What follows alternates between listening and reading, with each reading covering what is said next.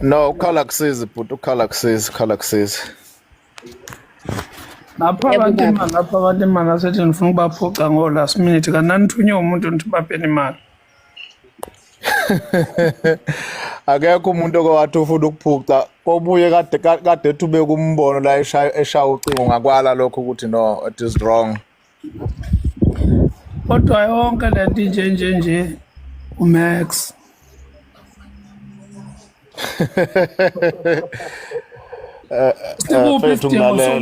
sikuphi isidingo sokuthi nina mangabe ninenkinga ekukhulumeni kwenu ninodwa bese niyabuya nizokufaka la ku-TikTok benithi ama-result alokho yimaphi? Eyi. Hayi abafundisekile abaqeqeshekile induku ilungisa izinto enje. Hayi bafethu msana ukufuna lokhu kuba khona abantu ekufuna baphenike manje kuthiwe sekunenkinga inkinga ebikhozwa yinina ngamabomu. Okunye nje mina sengijabulela ukuthi sesiyabuka ukuthi kahle kahle kushutha abantu basuke bevandalize amagama abanye abantu noma bethuka abanye abantu ngoba besuke bazibona ukuthi khona bazogeyina ngoba ukuba kukho yonke lento abantu badefend ukuthi baxove imiphefumulo yabanye abantu sebefuna ke manje ukwenza income ngenkani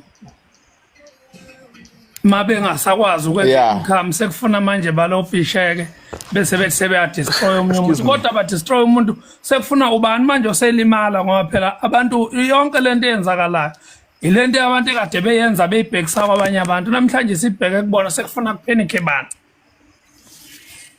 bafethu msana ukudlala ngemizwa yabantu msana nje ukudlala ngemizwa yabantu singadefenda singenzani senzeni bayabona miyeza njengoba benikhuluma nale ngane makukhona la beninganelisani khona nale ngane bekufuna niyeke ngoba bekufuna nibone lapho ukuthi sekuvuka ukuthi ingane ma ukuthi ayiyona ingane sekuvuka ukuthi umuntu onjani bekufuna niphume nje kuyona ngoba nina mabe ninga-investile kulento kodwa manje niyibuyisela lapha abantu ababeyikhuluma khona ekutheni kushuthi lento iyinto yosibanibani nosibanibani. Yayihleli ngampe kwakuthiwa ibhade lamiyeza.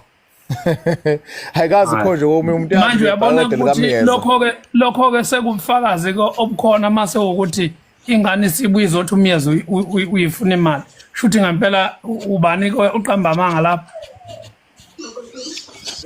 umuntu nje obuye nenkulumo yenu la enihlulana khona nale ngane wayiletha la ku-TikTok uyena umnikazi wa yonke le nkinga manje esikhona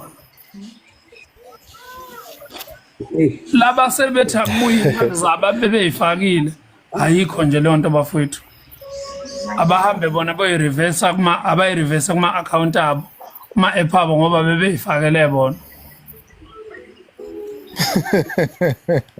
makuwukuthi abantu bebedlala ibhanoyi abavuma abantu ukuthi lindizile liyandiza vele ibhanoyi